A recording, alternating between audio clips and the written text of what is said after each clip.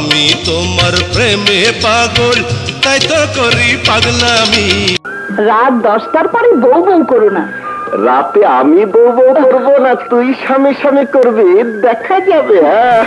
কি আছে জীবনে আমার, যদি তুমি না থাকো পাশে মরণে। তুমি এসেছিলে পরশু, কাল কেন আসনি?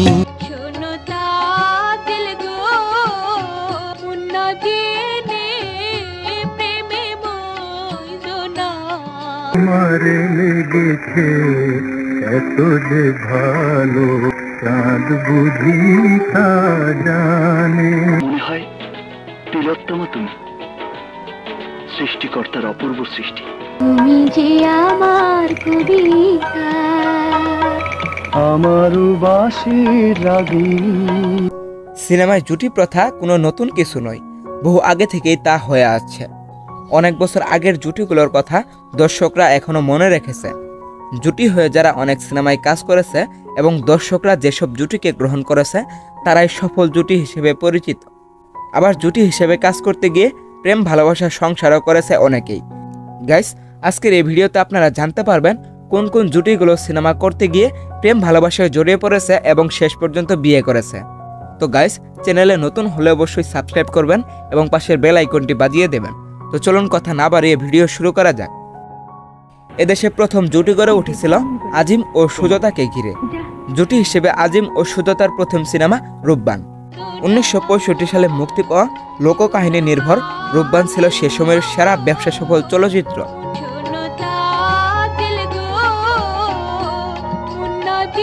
আজিম ও সুজাতাকে বলা হয় 60 দশকের জুটি। তারপর বহু বছর একসঙ্গে সিনেমায় অভিনয় করেছে তারা দুজন। তাদের আলোচিত একটি সিনেমার নাম অবাঞ্ছিত। এক সময় আজিম ও সুজাতা প্রেমে জড়িয়ে পড়েন এবং শেষ পর্যন্ত তারা বিয়ে করেন। এরপর 60 দশকের আরও একটি সফল জুটির নাম রহমান ও শবনম। শবনম অবশ্য তৎকালীন পশ্চিম পাকিস্তানের উর্দু সিনেমায় অভিনয় করে নাদিমের সঙ্গে জুটি গড়েছিলেন। পরে রহমান ও শবনমের জুটি গড়ে ওঠেন। রহমান ও শবনম জুটির বিখ্যাত সিনেমা রাজধানীর বুকে। এই সিনেমার একটি জনপ্রিয় গান হচ্ছে তোমারে লেগেছে এত যে ভালো, চাঁদ বুঝি তা জানে। তোমারে লেগেছে এত যে ভালো, চাঁদ বুঝি তা জানে। এরপর রহমান ও শবনম অনেক সিনেমায় অভিনয় করেন। তাদের আরেকটি আলোচিত সিনেমার নাম দর্শন। আরো অনেক সিনেমাতে জুটি হিসেবে অভিনয় করেছে শবনম ও রহমান। আমি রূপনগরের রাজকন্যা, রূপের জাদু এনেছি। এরপর নায়করাজ রাজ্জাক অনেক নায়িকার বিপরীতেই অভিনয় করেছে। যাদের সঙ্গে নায়ক রাজ্জাক অভিনয় করেছে জুটি হিসেবে তারাই সফলতা পেয়েছেন। তবে বাংলাদেশের সিনেমায় সর্বকালের সেরা জুটি বলা হয়ে থাকে নায়ক রাজ্জাক ও কবরীকে। রাজ্জাক ও কবরীর অনেক সফল ও ব্যবসা সফল সিনেমা রয়েছে।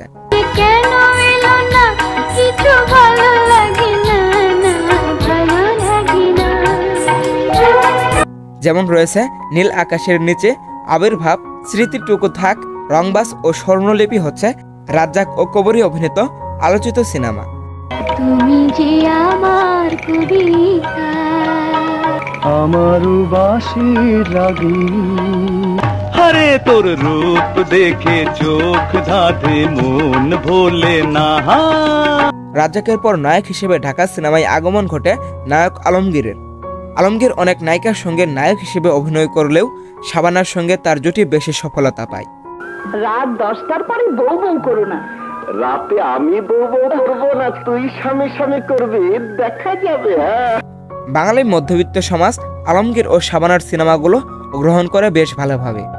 আলমগীর ও শাবানা অভিনীত কয়েকটি উল্লেখযোগ্য সিনেমার মধ্যে রয়েছে মনিহার, অতিথি, মনের মানুষ, মরণের পরে অজান্তে এবং কেউ কারো নয়। আলমগীর ও শাবানা জুটি হয়ে 120টি সিনেমায় অভিনয় করেন।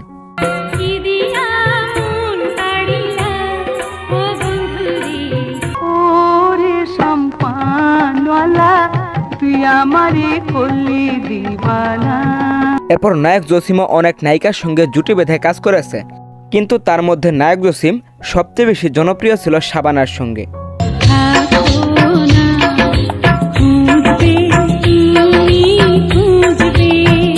বাংলাদেশের সিনেমায় আরেকটি সফল জুটি জাফর ইকবাল ও ববিতা। ববিতার সঙ্গে জুটি হিসেবে আরও অনেক নায়কই অভিনয় করেছে, কিন্তু জাফর ইকবাল ও ববিতার জুটির কথাটি বেশি আলোচনায় আসে। রোমান্টিক নায়ক ও গায়ক হিসেবে জাফর ইকবালের ছিল বেশ সুনাম, ববিতাও ছিলেন গ্ল্যামারাস নায়িকা।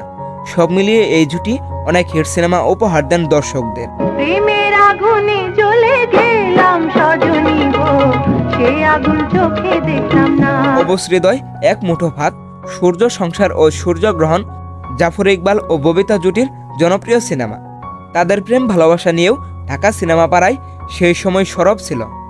জাফর ইকবালের আকস্মিক মৃত্যুর আগ অবধি একসঙ্গে কাজ করেছেন তারা। তুমি আমার জীবন, আমি তোমার জীবন। এরপর নায়ক ফারুক জুটি হিসেবে অনেকের সঙ্গে অভিনয় করেছেন, তবে ফারুক ও ববিতা এবং ফারুক ও কবরের জুটি আলোচনায় এসেছে বেশি এবং দর্শকরাও তাদের গ্রহণ করেছে। ফারুক ও কবরের অভিনীত সুজন সখী চলচ্চিত্রটি বছর জুড়ে সিনেমা হলে চলেছে।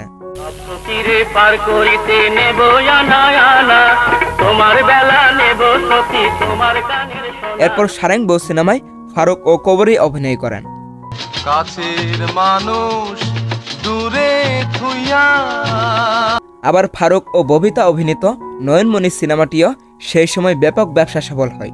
তারপর ফারুক ও ববিতা অভিনয় করেন গোলাপি এখন ট্রেনে এবং লাঠিয়াল চলচ্চিত্রে।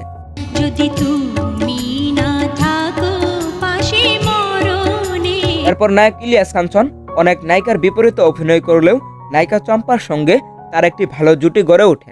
এই জুটির সফল সিনেমার মধ্যে রয়েছে সহযাত্রী ও ভেজা চোখ। ভেঙেছে পিঞ্জর, মেলেছে ডানা, উড়েছে পাখি। পরে অবশ্য নায়িকা চম্পা নায়ক মান্নার সঙ্গে জুটি গড়ে ওঠেন। নায়ক মান্না ও চম্পার অনেকগুলো সিনেমায় দর্শকদের ভালোবাসা পেয়েছে।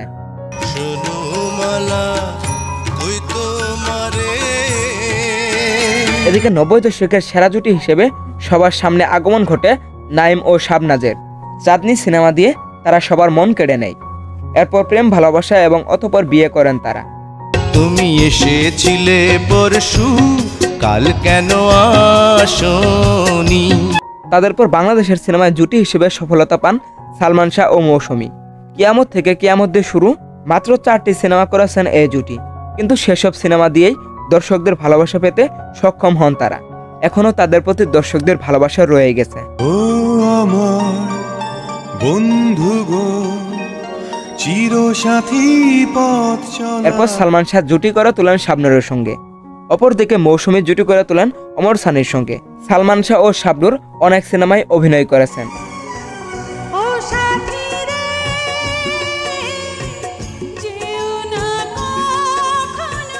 এরপর সালমান শাহ মারা যাওয়ার পর শাবনূর জুটি করে তোলেন রিয়াজের সঙ্গে। রিয়াজ ও শাবনূরের অনেক সিনেমায় ব্যবসা সফল হয়েছে।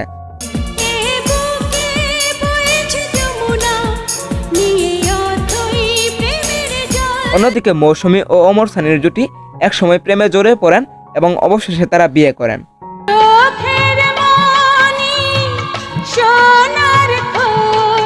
এরপর অনেক বছর পরে এসে ঢাকা চলচ্চিত্রে আরও একটি জুটি সফলতা পায়, তারা হলো শাকিব খান ও অপু বিশ্বাস। এই জুটি 70টির মতো সিনেমায় অভিনয় করেছে। জুটি হিসেবে কাজ করতে গিয়ে প্রেম ভালোবাসা এবং অতঃপর বিবাহ বন্ধনে আবদ্ধ হন শাকিব খান ও অপু বিশ্বাস এবং পরবর্তীতে তাদের সংসার ভেঙে যায়। এরপর তাদের আর একসঙ্গে কাজ করতে দেখা যায়নি। এক বিন্দু ভালোবাসা দাও, আমি এক সিন্ধু হৃদয়। তবে পরবর্তীতে শাকিব খান ও বুবলি জুটি হিসেবে অভিনয় করেছে বেশ কয়েকটি সিনেমায় এবং তারাও এক পর্যায়ে বিবাহ বন্ধনে আবদ্ধ হন। দেশের চলচ্চিত্রে জুটি প্রথা অব্যাহত রয়েছে, কিন্তু নতুনরা বড় কোনো চমক এখনো দেখাতে পারেনি। গাইস, আপনার কাছে কোন জুটি সবচেয়ে বেশি পছন্দের অবশ্যই কমেন্টে জানাবেন। এবং গাইস, যদি কোনো জুটি বাদ পড়ে থাকে তাও কমেন্টে জানাবেন। এবং ভিডিও কেমন লেগেছে, ভিডিও ভালো লাগলে অবশ্যই সামাজিক কাজে লেগে পড়ুন। আজ এই পর্যন্তই, দেখা হবে নতুন কোনো ভিডিওতে। টেক কেয়ার, আল্লাহ হাফেজ।